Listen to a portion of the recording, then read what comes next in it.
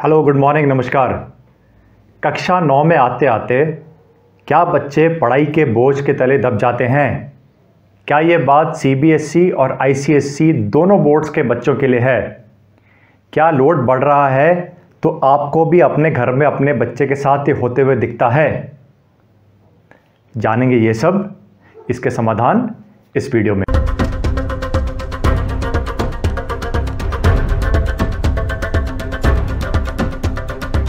ये video entertainment मनोरंजन के लिए नहीं है। ये बच्चों के माता पिता, दादा दादी, नाना नानी या जो भी अभिभावक हैं जो बच्चों की ज़िंदगी से संबंध रखते हैं उनके लिए है, बच्चों की बेहतरी के लिए। इस वीडियो में जो बातें मैं आपके साथ शेयर करूंगा वो बच्चों के कैरेक्टर, एटीट्यूड, बिहेवियर और अन्य चीज़ों पर नहीं है, वो सिर्फ शिक्षा पर है, पढ़ाई पर है। तो आइए देखते हैं वो कौन सी 3 चीज़ें हैं जो कक्षा 8 से कक्षा 9 में आते हुए हो रही हैं और जिसके होने से बच्चे पढ़ाई में पीछे जाते हैं और उनके समाधान क्या हैं। पढ़ाई में वैसे भी और नेशनल एजुकेशन पॉलिसी के तहत कक्षा 8 के बाद कक्षा 9 में आते हुए ये चौथी और अंतिम सीढ़ी है स्कूली शिक्षा की बच्चों के लिए। इसमें सबसे पहला कारण जो बच्चों को दिक्कत देता है या बच्चों को दिक्कत का सामना करना पड़ता है वो ये है कि कक्षा 8 तक जो आपका कंटेंट था पढ़ाई का, जो सब्जेक्ट में चैप्टर्स थे, जो जानकारी थी, वो कम थी, संक्षेप में थी। मान लीजिए एक सब्जेक्ट के एक चैप्टर में एक पैराग्राफ में आपके 5 से 7 बिंदु थे, जिसमें से 2-3 महत्वपूर्ण थे। अब वो बढ़ के कक्षा 9 में वो 12 से 15 बिंदु हो गया है, यानी पॉइंट्स, और उसमें से 7 से 8 पॉइंट्स महत्वपूर्ण है। तो बच्चे को क्या लगेगा? बच्चे को history, civics, geography, physics, chemistry, biology सभी सब्जेक्ट्स में लगेगा कि लोड तो बढ़ रहा है। अभी तक उसको उस लोड को सहने की क्षमता नहीं थी, आदत नहीं थी। अब अचानक से एक झटका लगा। तो हर बच्चा, आमतौर पे कुछ एक्सेप्शंस होते हैं, लेकिन तकरीबन हर बच्चा क्या बोलेगा? अरे ये तो तकलीफ है, अरे ये तो परेशानी है, अरे मैं तो बोझ के तले दब गया, और फिर कल करेंगे या फिर भागो। जहां हमने भागना शुरू कर दिया, हमने इस बढ़े हुए लोड की हकीकत को समझना छोड़ दिया। अगर हम पहले से समझ जाएं कि कक्षा 9 में 8 से काफ़ी ज़्यादा लोड है तो हम मानसिक रूप से तैयार रहेंगे। मानसिक रूप से तैयार रहना बहुत ज़रूरी है, क्योंकि जब भी हम पढ़ाई करेंगे खुद से, हम 2, 4, 5 पॉइंट को ही पढ़कर याद करने का माइंडसेट लेके नहीं आएंगे। हम ये प्रयास करेंगे कि 10, 15, 20 चीज़ें भी हो सकती हैं एक पैराग्राफ में। मैं सब कुछ याद करूंगा, सब कुछ समझूंगा और फिर रिवाइज करूंगा, अभ्यास करूंगा। ये मानसिकता बदलना बहुत ज़रूरी है। इस प्रॉब्लम के, यानी जो लोड बढ़ रहा है, उसका सलूशन ये है कि हम स्वीकारें। अगर बच्चा खुद से नहीं स्वीकार रहा तो माता पिता उसको सपोर्ट करें, स्वीकारने में मदद करें। दूसरा, जब लोड बढ़ रहा है तो लिखने की आदत ज़रूर डालें, चाहे वो शॉर्ट कीवर्ड्स में लिखें या पूरे वाक्य लिखें। लिखने से बहुत सारी दिक्कतें दूर हो जाती हैं, लेकिन बढ़ते बच्चे लिखने में कम विश्वास रखते हैं तो उनको समझाना पड़ता है, सपोर्ट करना पड़ता है। ये चीज़ अगर हम करेंगे तभी बच्चों की क्षमता बढ़ेगी, तभी उनको ज़्यादा लोड लेने की जो आदत है वो आएगी और हम पढ़ाई में बेहतर कर पाएंगे। ये बहुत प्रैक्टिकल तरीके हैं जो मैं आपको बता रहा हूँ, करके, बच्चों के साथ अभ्यास करके, उनको ट्रेनिंग करा के, उनको बेहतर करके, और ये तरीके हमेशा कारगर रहते हैं। दूसरी बड़ी प्रॉब्लम जो कक्षा 9 के बच्चों को आती है वो ये है कि डिग्री ऑफ डिफ़िकल्टी बढ़ती जा रही है। यानी मुश्किल कंटेंट, मुश्किल ज्ञान, मुश्किल नॉलेज का जो लेवल है वो बच्चे को दिक्कतें देता है।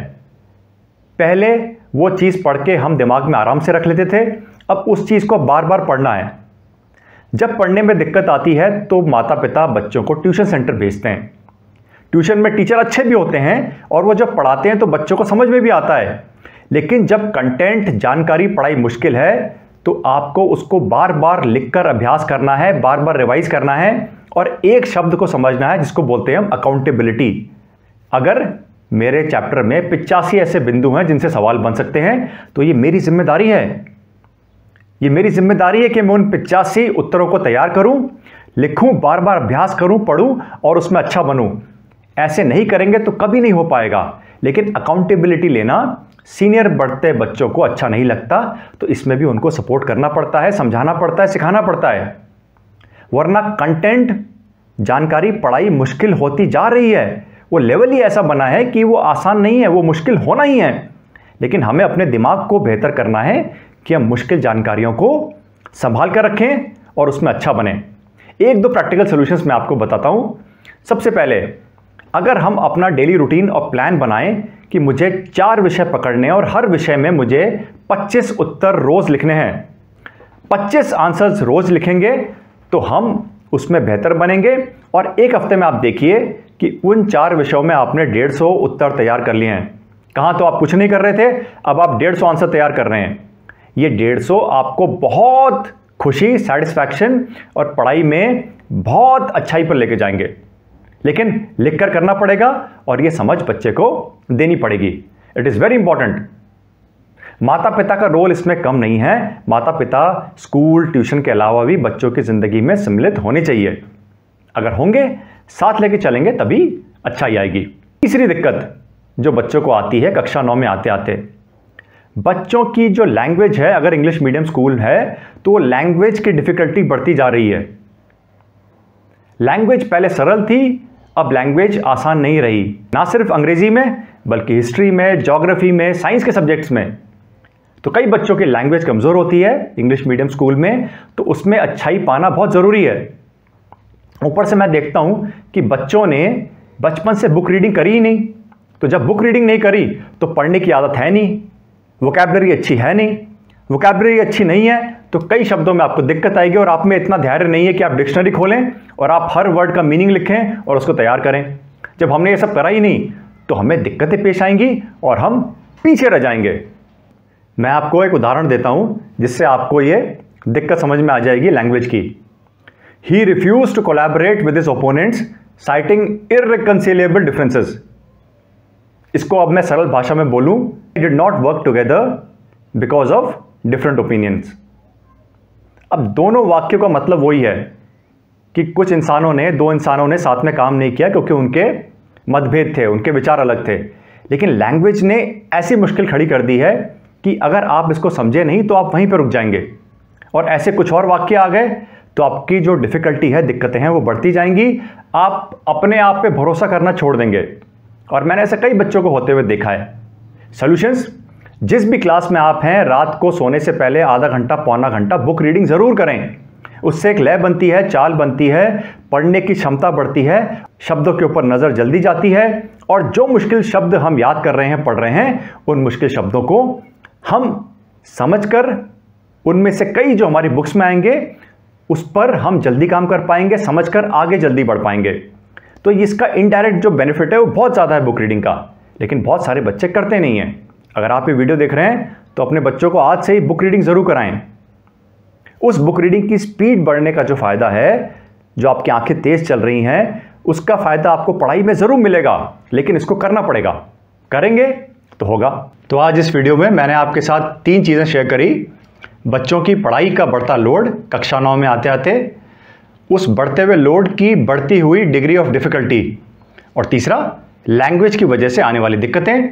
संक्षेप में मैंने प्रयास किया कि कुछ सॉल्यूशंस भी आपको बताऊं, लेकिन ये बहुत लंबा प्रोसेस है, इसमें समय लगता है, माता पिता का धैर्य बहुत ज़रूरी है। इट टेक्स टाइम, लेकिन लगातार प्रयास से बदलाव आता है। करके आपको कैसा लगा?